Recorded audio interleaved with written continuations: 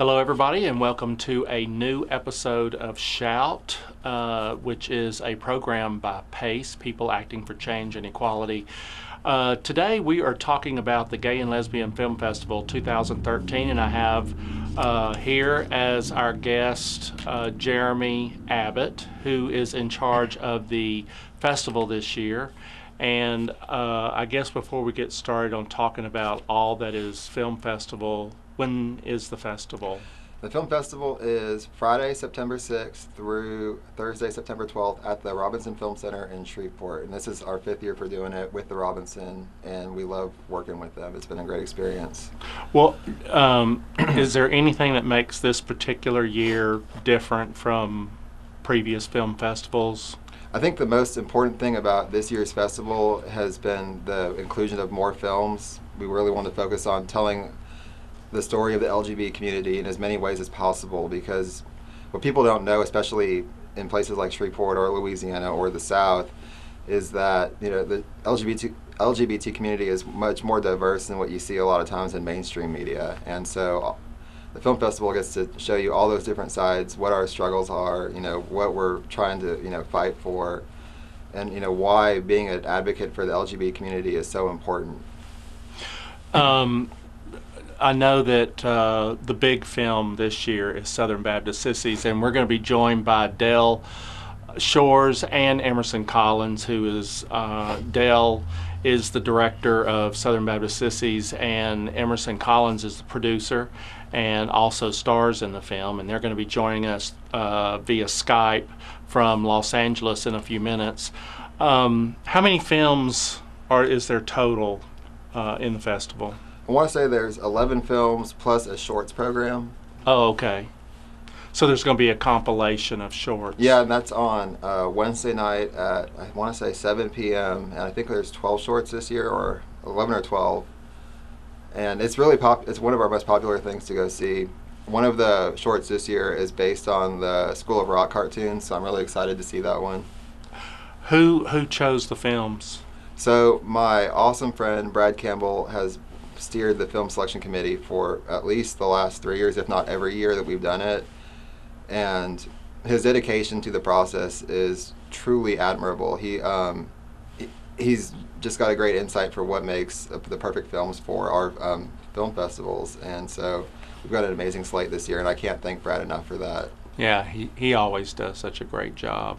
In fact, the entire steering committee really has done awesome. Yeah, I'm not doing the committee enough credit either, because they have to watch so many films. We're down to 11, but I want to say they've looked at more than 60 films as a team and had discussions about what makes sense for the film festival.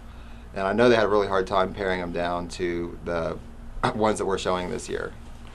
Well, I thought that I had understood that even Brad himself sees much more than even the team actually watches. So I thought it was in the hundreds. It probably is. I know he's kindly said that he spares his team from some of the stuff that isn't film festival worthy, as a nice way to put it, because he's just that kind of guy. He's very giving.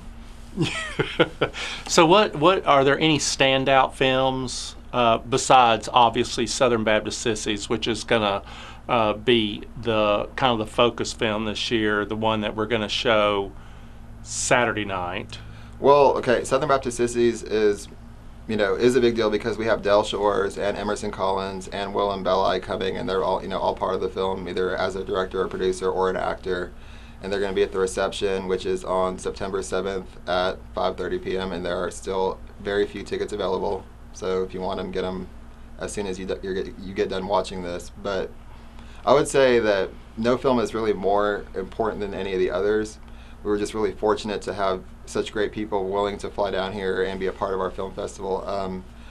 On Friday night, we're showing First Period, which features Dudley Bean, who is a Shreveport native, and we're really grateful to have him coming as well, and he's doing a Q&A after his film. So y'all make sure to get tickets for that also.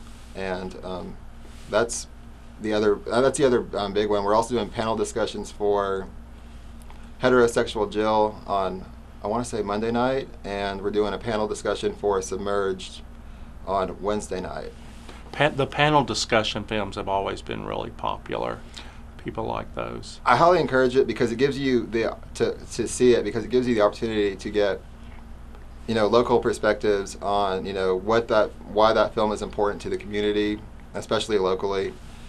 But it just gives you something more to think about and to ask questions about how our own experiences relate to those in the films. Why do you think that it's really important for PACE to do a film festival? I know that you talked about telling LGBT stories, but do you think that really makes a difference? I think that compassion is a part of the human experience, and so seeing the struggles, and just the stories that are shared through media, helps further that conversation about why LGBT equality is so important. But from a Shreveport standpoint, inclusion of all the different minorities, whether it's LGBT or whatever the case may be, is an indicator of a thriving business community. Businesses want to be in a place where creativity is embraced, which is one of the traits that the LGBT community is known for. So having something like the film festival shows that Shreveport, especially downtown Shreveport, is thriving, and that the arts culture is something that we're embracing as a city. Mm-hmm. The big thing nowadays is economic development, bringing businesses into the community, and creative class is kind of the big topic, and definitely LGBT inclusion is one of those check boxes of a community that embraces creativity and the creative class. Well, it's one of those things that's, to me, it seems like a no-brainer. I work professionally in the technology industry, and if you look at all the big players in technology, it's like this. They don't have any. That's their thing is we're LGBT inclusive. We're just inclusive. Why would we discriminate against any candidate who can be a huge part of our business success? We can also make them a success as well. So a lot of these technology companies that are really big, like Apple, Microsoft, Google, they've all done It Gets Better campaigns, because it's important for them to let their employees know we're not part of the problem, we're part of the solution. But they have such a huge platform where they can share these stories of hope with the world, and that's important. And we're hoping to do that with the film festival in just like a smaller scale, but at the same time help make Shreveport a bit more successful in getting businesses to come here and grow our own economic environment. I find it interesting that especially during the time of year when Pride celebrations are going on, and people will say, well, why is that necessary? And I equate that same reasoning of why Pride is necessary as to why film festivals are necessary, or other public events that involve the gay and lesbian community, is because it gives the LGBT community an opportunity to say this is not a shameful life. This is something to be proud of, and equality is important, and I can offer something to the community that makes this community a better place to live, and I can be part of the solution, like you were saying. Well, for me, so the film festival is one of those ways where the community, the LGBT community in particular, but the community as a whole, gets together and experiences something that's entertaining but also thought-provoking, and furthers a meaningful conversation. And in its own way, I kind of equate the film festival as a way for the LGBT community to gather to something that I experienced when I first came out, which was like 2021. I can't remember, because fortunately for me, coming out in my family was almost a non-issue. But gay in Shreveport in particular, gay bars before the advent of Facebook and MySpace and all of those were the place where the community connected, and it was just a really limited time, and the focus was about partying, not so much about being hanging out. Whereas with something like the film festival, you have this opportunity to have dinner, promote the Shreveport economy, learn something and help further this dialogue that makes, Shreveport a place where we're not, invisible or hiding or just going to gay bars where it's safe, but where we're able to, go out in public, for lack of a better word, and just be part of the greater community. Mm-hmm. Definitely. So where do people go for more information about the festival and about PACE itself? So for the film festival, go to nlglff.org, which stands for North Louisiana Gay and Lesbian Film Festival. And we got information about Del Shores, Emerson Collins, Willam Belli, and Dudley Bean as some of our celebrity guests for this year. We also have trailers for all the films along with film times. But if you want to learn more about PACE and all the other great things that PACE is doing to further, LGBT equality in North Louisiana and beyond, go to pacelouisiana.org. Okay, all right. And we're going to take a short break, and when we come back, we're going to be joined by Del Shores and Emerson Collins from Los Angeles, California, and we're going to talk about Southern Baptist Sissies and how that project came to be, and also what it was like for Emerson Collins to act in that role that was really almost biographical of Del Shores and what they are looking for in coming to Shreveport to the festival. And so let's take this break, and when we come back, we'll visit with them.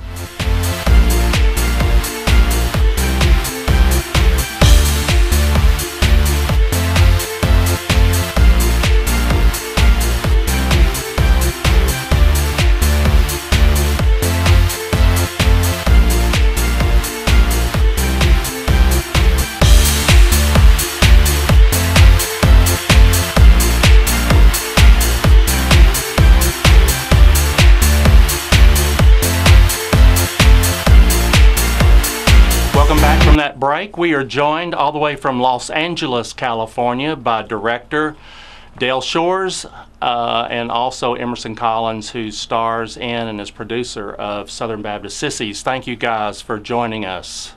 Thank you. We're excited to be here. Excellent. Listen, I want us to start off by talking about the theatrical Southern Baptist Sissies, because that's really kind of where all this started, wasn't it? It did. It started right here in Hollywood at the Zephyr Theater in 2000, and we ran for about a year. We paused the run and went to Dallas and did a great run there as well with the same cast, and then came back and continued. We won the GLAAD Award. It was a really amazing time when we premiered this play here. Give me a little bit of a synopsis of the storyline. Well, the story is about four boys who grew up in Calvary Baptist Church in Dallas, Texas, and they all have a secret. They're all gay. And when I wrote it, I took the personalities, the intelligence, and the family life of each one of them, and then exposed, and their personality, of course, how that the teachings of the church would affect their lives and the outcome. And so it's their journey, and then there's a secondary story of these barflies played deliciously by Leslie Jordan and Dale Dickey, Peanut and Odette. So, and they collide at the end of the play. So is it biographical? What, the barfly?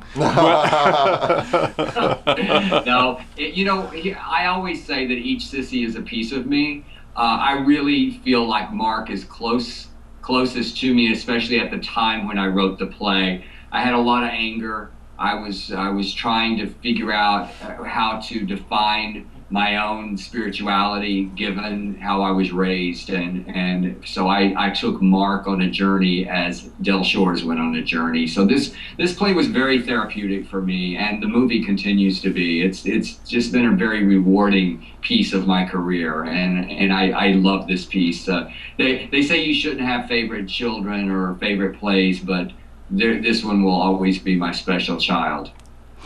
There's a lot of history there. Emerson playing Mark, was that tough?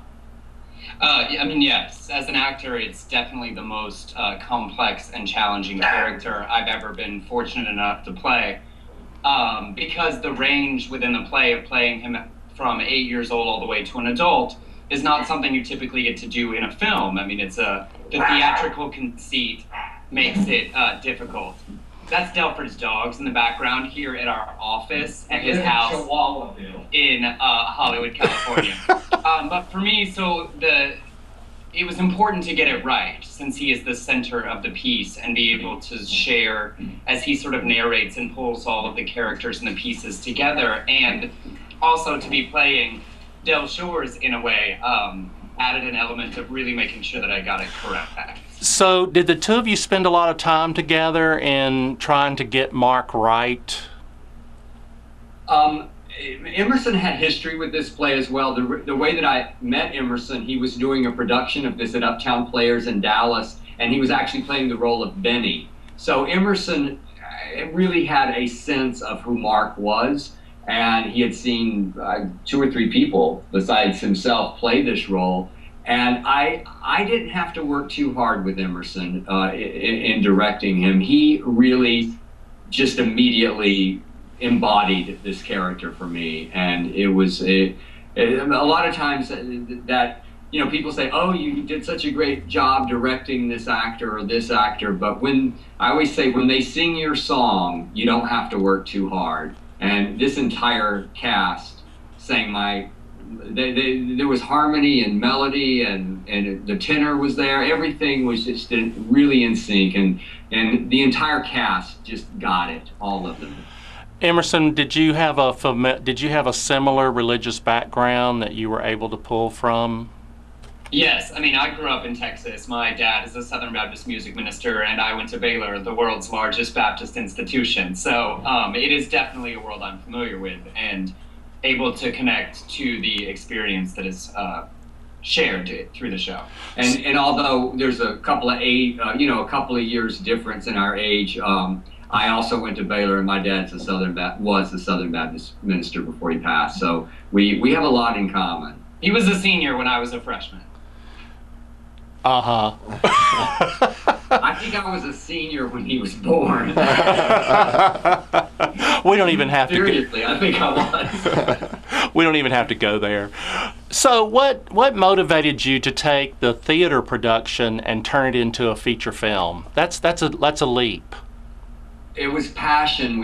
I tell you what happened is with this piece, I just received so many letters from people who had been damaged by the church and who had been healed to a degree by this play. And so it was just this they always say that you have a calling in the church. He was called to preach or whatever. I felt really passionately called to expose this story to more people. We tried to do it in 2007, and we were the production company we were working with. I mean, I really adapted it into a movie, and the production company just did not have the money that they thought they did, and it all fell apart. And it just pained me. I mean, it was one of those things you go, I got to get that one back. I got to get that one back. And finally, we just sat down. We formed a new production company early in the year, and we decided late last year, and we decided we were going to tell stories that normally could not be told and do it for a fraction of the cost, because the story was what was important. And we felt like that if we filmed this play, if I staged it just like I had before, I directed it a little bit differently because I knew the cameras were coming in. But we just took a risk. We really didn't know if it would work. I mean, we just took a risk, and our fans financed this movie, and so it truly is a film of the play, and it turned out far beyond my expectations. It really did. I mean, performance-wise and production-wise. It seemed as though, we've talked about this before, but it seemed as though every time I tried to see the play, something always interfered with it. So my first experience was when I screened it. I was one of the people that screened it for the festival. And coming from being a preacher's kid also, I have to tell you, it absolutely slayed me I mean, it was one of those things where after I saw it, I thought, I have to see this. I'm going to have to see it several times to work through more and more stuff, and it's filled with what I jokingly call it triggers, because it was so obvious to me that people who had similar experiences as I did myself were involved in this project. There were just too many. There were too many things in the film that let me know that this is somebody that was inside the church, inside the experience. They grew up. They knew words like royal ambassadors, and they knew about prayer meetings, and they knew about. There were just too many things that let me know that there was extending the right hand of Christian fellowship. Oh, and all of that. Yeah, I didn't have to reach too far. I really didn't, because I mean, when I wrote The Trials and Tribulations of a Trailer Trash Housewife, boy, did I have to research domestic violence. But I didn't have to research this on any level. It was just I knew everything about the church, and I knew everything about drinking. So. And I'll tell you something else, and I'm sure that this is no strange comment that you haven't heard before, but it was also very rewarding, if that's the right word, that it wasn't just a slam. There was a healing and a redemptive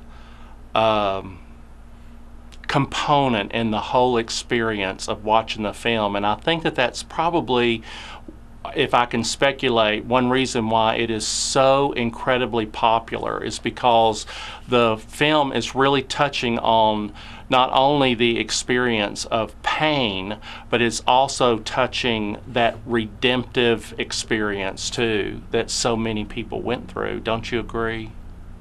I think so. I think there's just a collective. I mean, even those who weren't in the Baptist churches. So many Catholics have told me how this was their story as well, and yes, it did touch a core in a vein in so many people. Those hymns, we can't help but feel those feelings. It's called sense memory. I teach it in acting all the time, but when you hear "Pass me not, O gentle Savior," you do feel, it's like what Andrew says in the play. He says, I grip that pew, and Mark says, I'm going to miss that feeling you get right here. But you're not alone. I mean, literally when we just played North Carolina, and it was the first time we played the South with this. The play has, but not the movie. And the first night, I remember when Emerson's character Mark, after TJ quotes "For God so loved the world," and he said, "For God so loved the world," ironic, huh? Because this is where we learn to hate ourselves. There was just like a collective kind of in the audience. It was like people got it, and we're so excited to come down to Louisiana. We shot Sordid Lives, the series down there, so we're ready to come back. Well, we hope that it's a coming home experience for you in such a way, and also a way for us to introduce Emerson to the hospitable nature of Shreveport, Bossier City. Well, I'm very familiar. Excuse me. I was there while we shot. Oh, that's right. You sure were. My grandfather's 5 siblings all live in Morningsport, Louisiana. So I spent Easter and Thanksgiving in Morningsport, Louisiana every year of my life till I was 16. Well, it's coming home for you too. So I know your people. It's a little more civilized. We know the bars, and we know we even know that old seedy motel where we shot Rue and GW having sex. We know that hotel where they never solved that murder. That could be one of many hotels. You have gone to several festivals so far, and I've been keeping up with it on Facebook. Talk a little bit about how the film has been received in comparison to the theater production. Any difference? Well, it's really interesting. It's been very rewarding to see that the film is actually received like the theater production, which was sort of the point, because when we decided to do this film of the play, the idea was that the theater experience is so special. The audience, you know, having that community experience and laughing together and crying together. We wanted to translate that to film, and the LA premiere was amazing, but Los Angeles is a little jaded, so they loved it and had a great time. But then we went to Philadelphia, and the laughs there were even bigger than the laughs in Los Angeles. And then in North Carolina, at the end of the film, both nights, there was a standing ovation. So it's playing as well, if not better, as a film. In fact, some people who saw the play in Los Angeles, in the room, said they liked the movie even better because they liked that the intimacy we got in the small and dramatic moments was even more powerful on film. And then, of course, the comedy between Del and Leslie and Dale plays no matter, you know, you could be listening to it from 100 yards away and that stuff plays. So exactly. It's been very rewarding to see that the concept works and that people are being as moved, if not more, than they were in the theater. Because, you know, when you're, it's almost like a big master shot, you know, in the theater. You're looking at everything, and we had to decide how to tell this story. And a great example is that the end of the first act when Mark's character and TJ break up, and it is so devastating.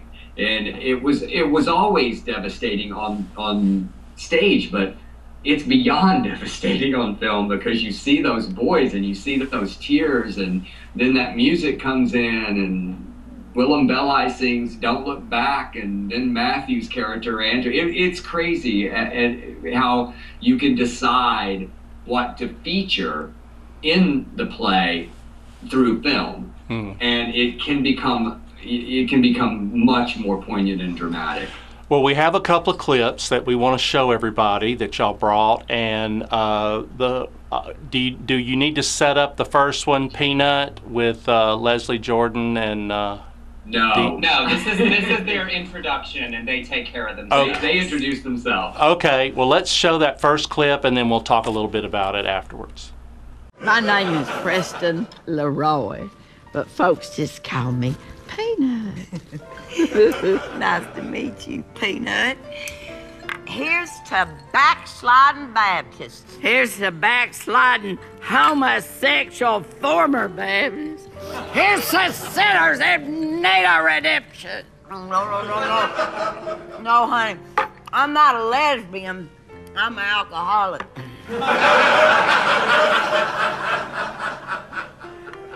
Well, as for me, I'm just a social drinker. You have a drink, so shall I.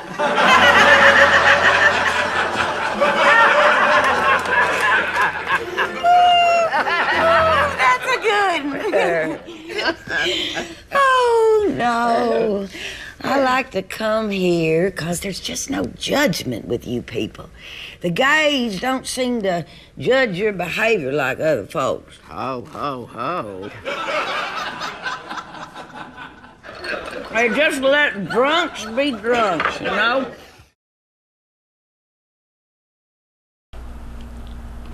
I don't know if y'all know this or not. That's awesome. I don't know if y'all know this or not, but Leslie Jordan was the very first celebrity guest that we had here at our very first film festival. So he's kind of a special character for us, you know, and he is a character.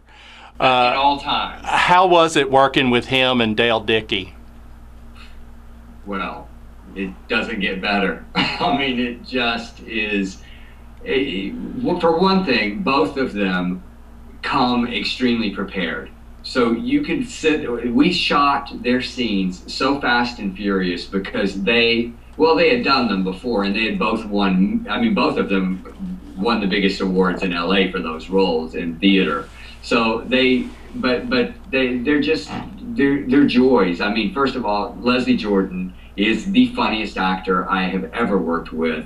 And before this film, I don't think a lot of people, I mean, in the play, I don't think a lot of people knew how he could turn right into drama and how powerful he is. And that scene with Andrew at the end is just so riveting and important to the film. And then Dale Dickey is, I've worked with Del now 14 times. I love her so much as a person and as an actor. She is the best. And as an actor, watching the two of them, I mean, it's sort of just like going to a master class in acting. It doesn't get funnier or more dramatic or more honest than the way the two of them work. So beyond being delightful people, it's just amazing to watch them do what they do. It really is awesome. It really is awesome. I want us to take a look at our second clip. And do you need to set this one up? This is It's Wrong.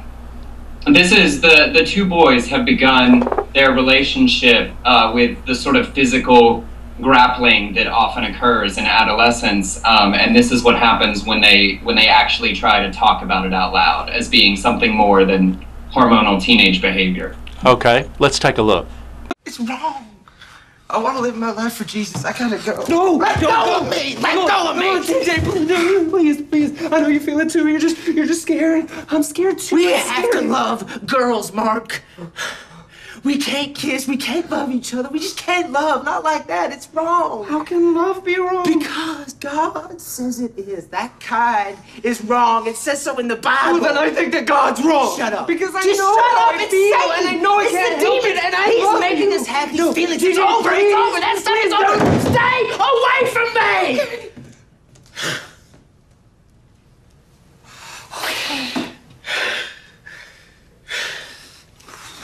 We'll just be friends. We won't do it anymore. We'll just be friends, okay? Okay. Unbelievably intense. It's a lot. It's perhaps my favorite scene I've ever written and directed. I love this scene so much. I love from the moment the kiss ends all the way to the end of the first act. I just love it. And Emerson and Luke, who played Luke Strata McClure and Emerson, it feels ad-lib, doesn't it? It has that ad-lib feel. It's not one word is ad-libbed. They committed so intensely to the rehearsal process because I wanted that crazy overlapping, and every single word is written and delivered brilliantly by both of them. You definitely got the impression when you watched it that both actors were just like so sacrificing, you know. It was just balls to the wall, let it go, you know. It was just awesome. Well, and there's a piece of that that's actually was one of my favorite pieces of dialogue to deliver, because you know there's always that argument from people that you know it's a choice and all of that crap that people like to trot out, and there's a section in that where he says, how can love be wrong? Well, then I think that God's wrong because I know how I feel and I know I can't help it and I love you. And that to me sort of encapsulates a lot of people's earliest struggle, is that feeling of I can't help this, and it's not about sex, it's not about you know all of those things that many in the church want to label it about. It's about I know that I love you and that I can't change that. So you cannot possibly be right in what you're telling me. So I just felt like that scene was really important to get right. Well, we cannot, of course, leave out Willam Belli is also a part of this project from, we always say, from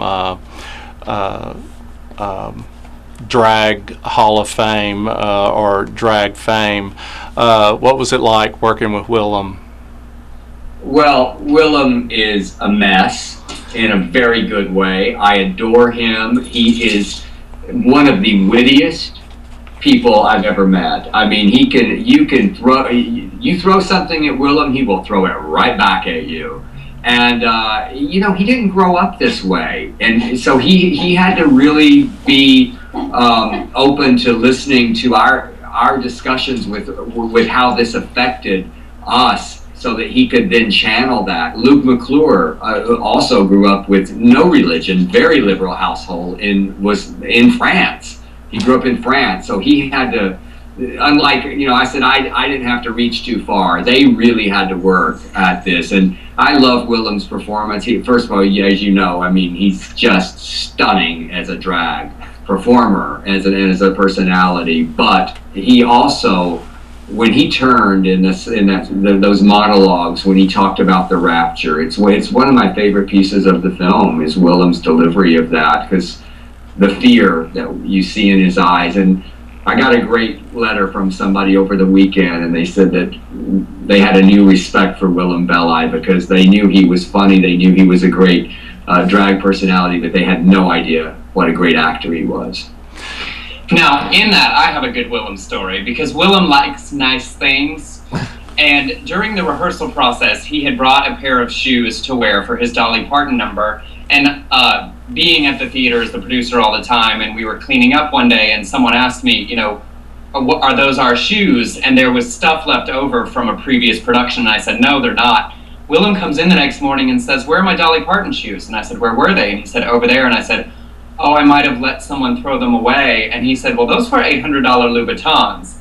So as the producer and lead of the movie, I took my shirt off and climbed into the dumpster trying to find those $800 shoes so that I would not have to buy him a new pair. I did not find the shoes, and I bought him a new pair. Which was about the same amount of money that Willam made for the entire show. Well, you know, I'm sure by now that the screening of Southern Baptist Sissies has sold out. And that's probably not a surprise because you've been dealing with sold out screenings at just about every film festival that you've been at. So we're very excited about that. You sold out at our film festival less than 2 hours after the tickets went on sale. And there's still some more screenings coming up, so people are encouraged to buy tickets to those other screenings, and we're trying to add more. Put out some folding chairs. Exactly. If the fire marshal wasn't going to get us, we'd probably stand people along the walls, and they probably would do that. And just so that the people watching this episode of Shout, there's going to be a Q&A with Dale and Emerson and Willam right after this particular screening. So it's going to be really a fun weekend. We're going to enjoy having Dale and Emerson with us all weekend. So it's going to be great. Any projects coming up that y'all would like to mention before we... I mean, realistically, it's all sissies all the time. You know, we're just getting to the point where we're making the film available to churches and to youth organizations and to gay organizations that want to do fundraisers or benefits. They can contact us because we really did make this movie, you know, for the kids in small towns and places where there aren't organizations to be a part of, to feel like you have a home, who grew up this way, to feel like they're not alone. You know, the point is we don't want anyone else to end up like Andrew because there's a pastor or a parent or a community that's telling them they're going to hell. So we really are going to focus on this. And yes, I mean, Dell is always spinning and he's got lots of ideas. So as we have new things to share, we'll absolutely let you know. Very good. All right. Well, listen, thank y'all so much. And I want to be sure and thank Jeremy Abbott, who is the steering wheel of all that is festival this year and has done such an awesome job. So thank you very much for being here. Thank you, Jeremy. Yay! Well, thank you guys. I'm thrilled that y'all are coming, and y'all have been a joy to work with. In the limited capacity that I've had to work with y'all, it's been a real treat, and I can't wait to meet y'all in a little more than 2 weeks. Absolutely. We really are ecstatic. We cannot wait to get there. We have a special love for Shreveport, and we're excited to be a part of it. Awesome. Dale, Emerson, thank you for being here. And all the information that you need for tickets and festival information is on the screen. Go to the website pacelouisiana.org and nlglff.org, and you can get everything you need to know about how to get tickets and where to get information about the reception and everything. Thank you again for joining us for this episode of Shout, brought to you by PACE, People Acting for Equality and Change. Bye, everybody.